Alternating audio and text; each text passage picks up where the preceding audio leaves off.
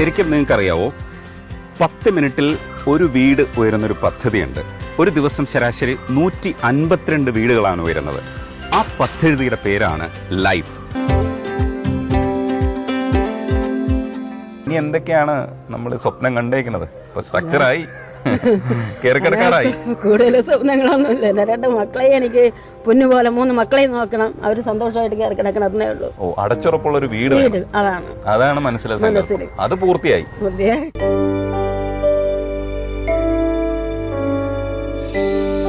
അവിടെ വീട്ടിൽ താമസിക്കുന്ന ഒരു ചേട്ടനുണ്ട്. കാല് വയ്യാത്ത ചേട്ടനാണ്. ആ ചേട്ടന് ഒരു വീട് കിട്ടുമ്പോ ഉണ്ടാവുന്ന ഒരു സന്തോഷം ഉണ്ടല്ലോ, അതൊന്ന് നേരിൽ മനസ്സിലാക്കാൻ വേണ്ടിയിട്ടാണ് ഈ വഴി നമ്മൾ കയറി പോണത്. വീടിന്റെ പണി ഏതുവരെ എത്തി? വീടിന്റെ പണി പൂർത്തിയാവാറായി. അതൊരു സന്തോഷം തന്നെ. ഇത് കിട്ടിയപ്പോ എത്രത്തോളം ആശ്വാസവും സന്തോഷവും? എനിക്ക് ഒരു മനസ്സമാനമുണ്ട് ഇപ്പം.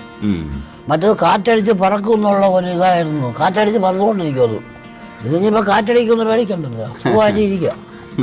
നമ്മളെ സർക്കാർ ഇത്രയും തന്നെ സഹായിച്ചില്ലേ, അതിന്റെ വലിയ പുണ്യം. മരിക്കുന്നവരെ ഇവിടെ കിടക്കാം.